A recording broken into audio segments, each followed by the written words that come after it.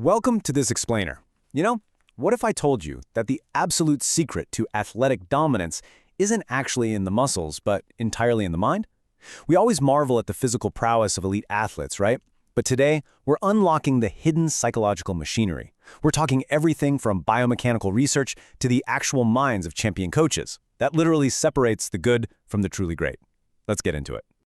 Just look at Usain Bolt and Michael Phelps, two absolute legends of their sports. Yet their mental preparation? It couldn't be more different. You've got Bolt, a total extrovert, using these comedic antics right on the start line to feed off the crowd's energy. And then Phelps, highly introverted. He famously wears those headphones, isolating himself in this cerebral bubble just to get into the zone. So two completely contrasting approaches, but one shared result: optimal psychological dominance. So, here's our roadmap for this explainer. We'll be hitting 1. The mind of a winner. 2. Emotional intelligence and fitness. 3. The cost of resistance. 4. Managing pressure and triggers. And finally, 5. Tools for mental dominance. All right, Section 1, the mind of a winner, from victim to fighter. Renowned sports psychologist Bill Beswick makes a really fascinating point. He notes that only a rare few athletes actually train to truly dominate. And a huge piece of that dominance? It comes down to this exact philosophy. Genetics deals the cards, environment plays the hand. Look, we might not all have elite genetics or the absolute perfect upbringing, but your attitude, that's a daily choice. Every single morning, you get to decide who you're going to be when you face the world. When things get tough out there, excuses are super easy to find, aren't they? You're too tired, the odds are completely stacked against you, or maybe it's just a bad day. But champions consciously choose a fighter mentality over a victim mentality. They realize that sure, there are 1,000 convenient excuses to quit, but there isn't a single valid reason to actually give up on your goal. Moving right along to Section 2, emotional intelligence and fitness, the hidden driver. We so often treat the mind and the body as these totally separate things, but the data says otherwise. It all starts with emotional intelligence, or EI. Researchers define this as the capacity to perceive, understand, and manage your emotions to guide behavior. And studies continually show us that to achieve something truly great, your emotional intelligence, basically your ability to navigate immense pressure, is often a way bigger predictor of success than just raw IQ. And surprisingly enough, this translates directly into the physical realm. Check this out. Peer-reviewed research on university-level ball badminton athletes actually shows a positive, statistically significant correlation between high emotional intelligence and physical traits. Meaning, as emotional intelligence goes up, so does physical strength, speed, and coordination. It's wild. The mind and body are just inextricably linked. To put that into perspective, take a look at this psychological data from elite Bali province badminton players in 2023. During the most critical, high-stress periods of a match, over 64% maintained what was rated as a good level of self-confidence, and roughly 30% maintained very good confidence. That right there, that's an emotional anchor. It's what allows them to execute highly technical movements without even a shred of hesitation, even when the whole game is on the line. Okay, Section 3, the cost of resistance, the emotional kindergarten.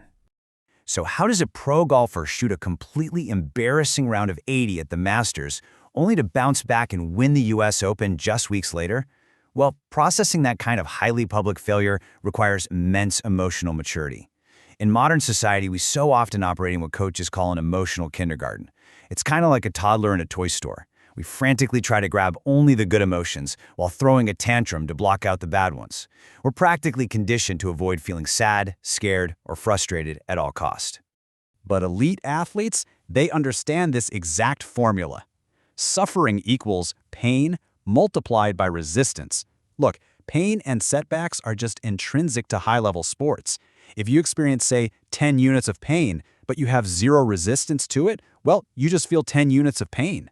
But if you actively resist that pain with 10 units of mental energy, you mathematically multiply it into 100 units of deep suffering. Champions don't resist the pain of a bad round. They accept it, they process it, and they move forward. That brings us to Section 4, managing pressure and triggers. Don't react, respond.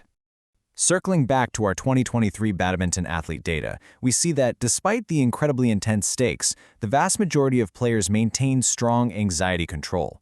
Over 53% showed good management, and 15% showed very good management. So why does this matter? Because a lack of excessive anxiety is the absolute prerequisite for making fast, accurate tactical decisions. If you're overwhelmed, your decision-making just completely shuts down. The difference between a complete mental meltdown and a truly clutch performance really lies in one crucial gap: the space between a reaction and a response. A reaction is an uncontrollable emotional impulse. Think anger or fear just violently grabbing the steering wheel. A response, on the other hand, requires emotional stability. It's taking a breath, seeing the situation clearly, and then taking the best possible, clear-minded action in the moment. To actually build this composure, sports psychologists use a very specific peak performance protocol. Step 1, identify the exact trigger, like making a bad turnover. Step 2, analyze your reaction and the hidden expectation behind it, like say expecting yourself to be 100% perfect. And step 3, create a new composed response. So instead of spiraling, you actively reprogram your mind. You tell yourself, hey, everyone makes mistakes, I'm gonna hustle back. It's a mental override you can use in literally any stressful situation. Section 5. Tools for Mental Dominance, the Champion's Toolbox. So, what does this arsenal of mental dominance actually look like in practice? Well, first, we have SMART goals, specific, measurable targets that give you intense daily motivation. Second is imagery, and this means visualizing not just the perfect execution, but exactly how you're going to overcome sudden barriers. Third, we've got self-talk mantras to quickly snap your focus back into place. And fourth, targeted relaxation techniques like controlled breathing to literally hack your nervous system and turn off physical anxiety. Now, these tools are highly personalized. Take high jumper Blanka Vlasic, for example. Right before a jump, she uses imagery, sure, but she also rhythmically claps to hype up the audience, basically using their external energy as fuel. Conversely, you have pole vaulter Yelena Isinbayeva. She literally lies on her back and covers her face with a cloth. She uses sensory deprivation and targeted relaxation to entirely block out the world. Two totally different tools for the same exact goal. Ultimately, utilizing this toolbox ensures you reach the true pinnacle of emotional development. Because it's not about always feeling great or super confident. Emotional development is the raw ability to continue executing your game plan and acting skillfully at an elite level, even when your body is completely overwhelmed with fatigue and your mind is flooded with fear. As we wrap up this explainer, I'm going to leave you with sports psychologist Bill Beswick's 3 ultimate questions. 1, what do you want? 2, how badly do you want it? And 3, how much are you willing to suffer to get it? Whether you're stepping into a massive stadium or just facing the daily grind, your mind is already answering those questions. The only mystery left is, do you have the emotional intelligence to control the answers?